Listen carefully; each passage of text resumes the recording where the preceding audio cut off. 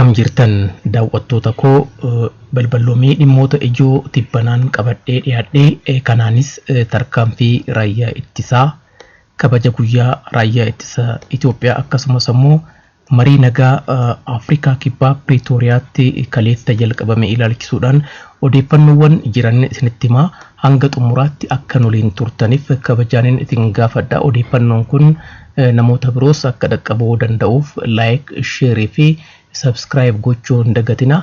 Turtii gaarii. Kan jalqabaa egaa tarkaanfii raayyaan ittisaa naannoo Tigraayitti fudhataa jirudha. Raayyaan ittisa Itoophiyaa xumura baatii hagayyaarraa eegalee weerara gareen shororkeessaan wayyaanee raawwate qolachuudhaaf jecha tarkaanfii fudhataa jira addawwan waraanaa adda addaatiin.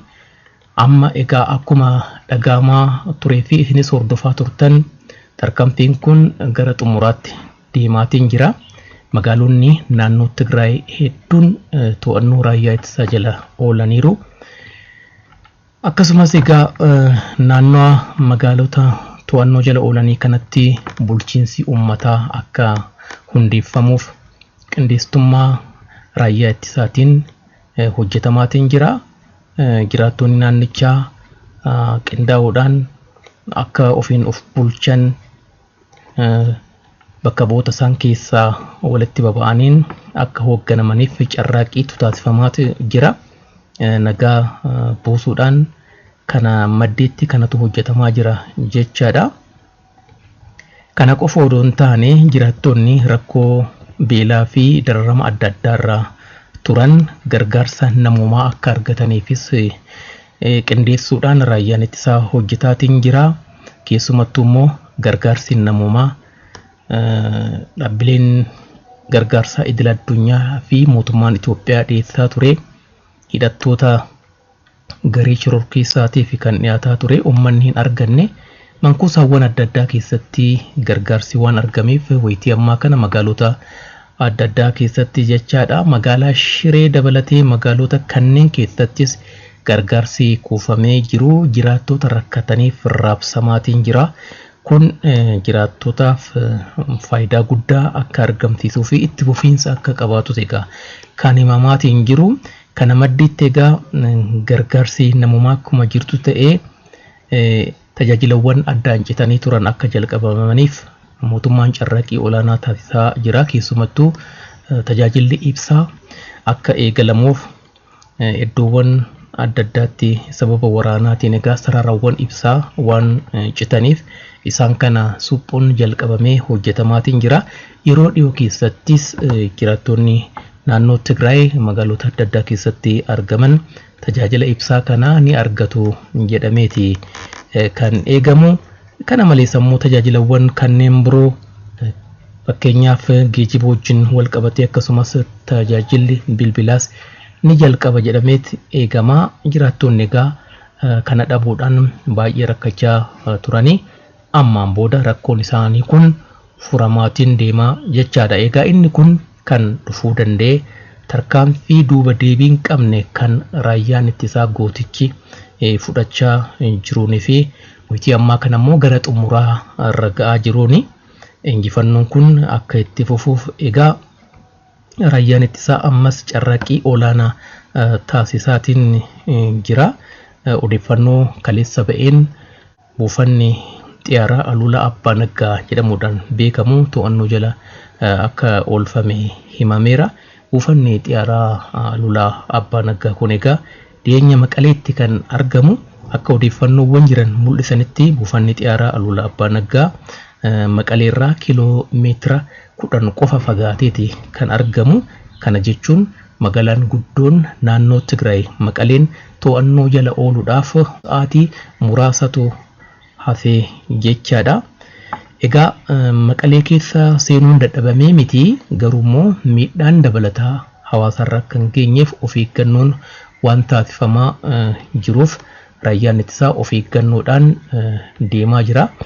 Magaalaan Maqalee miidhaan olaanaan oduurra hin gahin to'annoo jala akka ooltuuf of eeggannoo olaanaadhaan tooftaa olaanaadhaan raayyaan ittisaa sussukasaa garasitti itti fufaateen jira.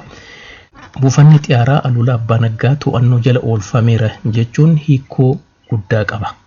Wayitii amma qondaaltonni wayyaanee olaanoon jechaadha mariidhaaf gara Afrikaa kibbaa deemanii achi jiru. Waa'ee marii jalqabamee jiru boodarratti waan tokko isiniin kaasa. Egaa qondaaltonni kun garamitti deebi'u?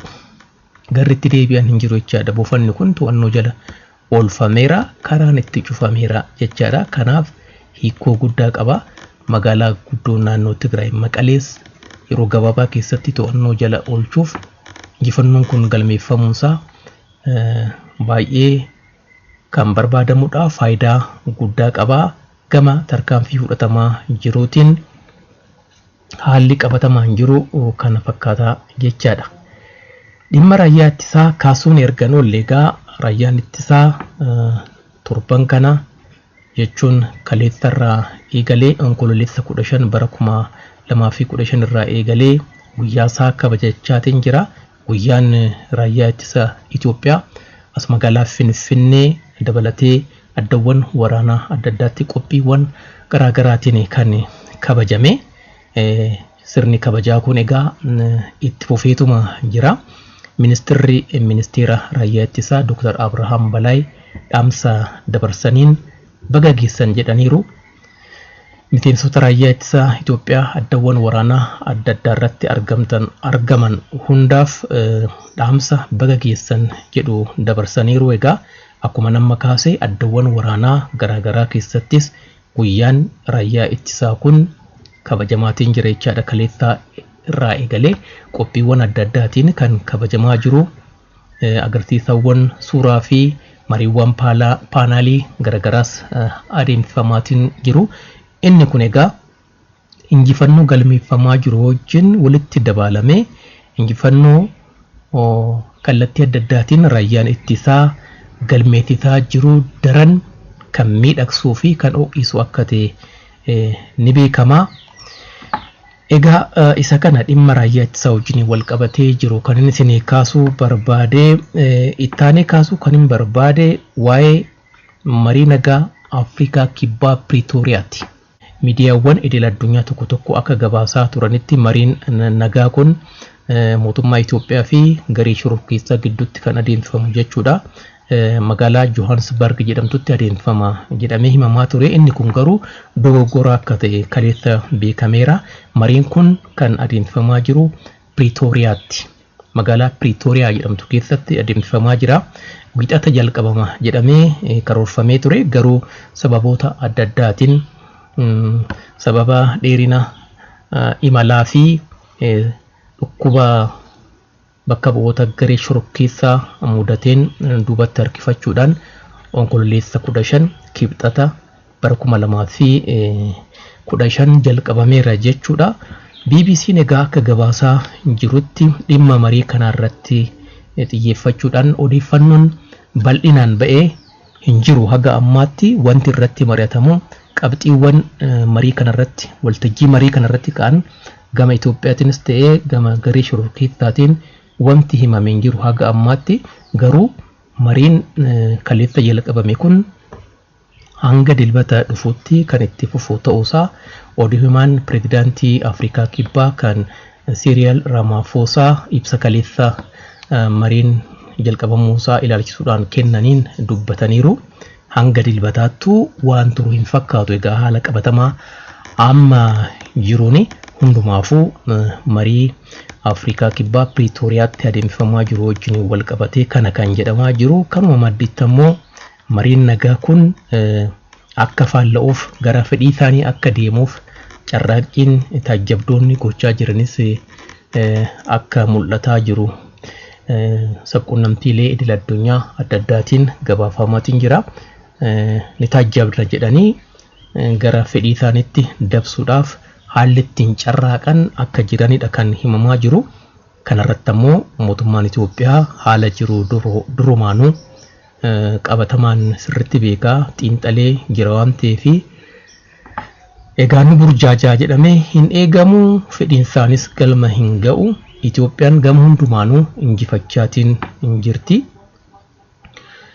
kana qofa odoo hin taane haadholiin Tigraay egaa bilisa ba'uudhaaf rakkoo isaan dararaa ture keessaa ba'anii haara galfachuudhaaf qarqararra ga'aniiru.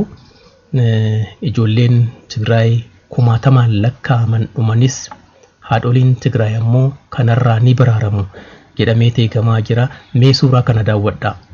Haati Tigraay kana fakkaatti. Gareen shororkeessaan garuu umurii isaa dheereffachuudhaaf jecha ammas wuxiffachaatiin jira. Kun gonkumaa akka hin taane ni beekama. Rakkoon hawaasarra ga'aa ture guutumaaf guutuutti akka dhaabbatuuf mootummaan Itoophiyaa kutannoodhaan hojjetaatiin jira.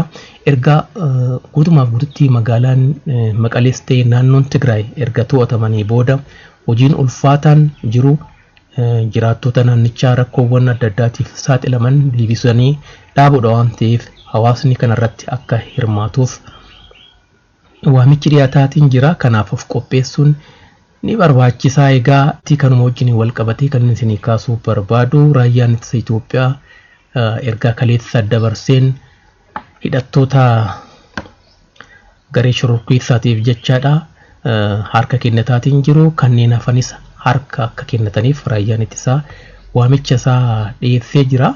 Hawaasnis keessumattuu naannoleen ollaa fi hawaasni naannoo Tigraay keessa jirus hidhattoota Tigraay kunuunsuu akka qabu jechuun eeruudhaan hordofee raayyaa ittisaatiif dabarsee kennuu akka qabu raayyaan ittisaa waamicha isaa kanaan himeetiin jira. Tibba kana egaa addawwan waraanaa adda addaa irratti hidhattoonni garee shororkeessaa adda bilisa baasaa uummata Tigraay raayyaa ittisaatti harka kennataatiin jiru. Kanneen burjaaja'anii waan godhan dhabanis akka jiranidha kan himame. Egaa rakkoon kun furmaata akka argatuu fi raayyaan ittisa Itoophiyaas waamicha isaa kana kan dhiyeesse hundumaafuu ergaa kana dhaamsa kana hordofuudhaan walii dabarsuudhaan lubbuu isaanii du'arraa ni baraaru jedhameeti kan eegamu. Yoo didan ammoo egaa tarkaanfiin baramee fi ammas itti fufee jiru irratti kan fudhatamu ta'a jechaadha. Itoophiyaan garee shororkeessaa baroota hedduuf ishii dararaa turee fi qabeenya ishii saamee saamsisaa ture ofirraa hobbaafachuuf jirti. Egaa gammachuu olaanaan dhufuuf jira. Gammachuu olaanaa kana haalaan qabuun ni barbaachisaa. Of eeggannoo barbaachisaa gochuutu mala. Yoo kun ta'uu baate gammachuunis miidhaa biraa fiduu danda'a waan ta'eef humnoonni alaa biyya keessas ta'ee haala qabatamaan jiru jeequu barbaadan kanatti fayyadamuudhaan carraaqiiwwan tokko tokko taasisuu danda'u waan ta'eef of eeggannoo barbaachisaa taasisuun nurraa eegama jechuudha. Hawaasni kan hubatee iddoo jirutti naannoo isaa eeguun kunuunsuun haala jiru hordofuun barbaachisaadha jedha. Odeeffannoowwan dhimma tibbanaa irratti isiniif kaasuu barbaade kanneenuma ammaa fi waan nu hordoftaniif baay'een isin galatoomfadha. Hordoftoota koo turtii gaarii. Daawwattoota koo kabajamtoota odeeffannoowwan guyyaa guyyaadhaan haala akkanaatiin isin dhiyeessu kun isin dhaqqabuu kan danda'an laayik, sheerii fi sabskiraayib yoo gootanidha. Sabskiraayib erga gootanii booda immoo mallattoo dawlii tuquu hin dagatina. Yaadas kennuu ni dandeessu. Egaa akkaataa hojimaata yuutuubiitiin kana yoo gootan qofadha guyyaa guyyaadhaan odeeffannoowwan yuutuubii irratti ani isin dhiyeessu kun isin dhaqqabuu kan danda'ani. Kana raawwadhaa. Galatoomaa.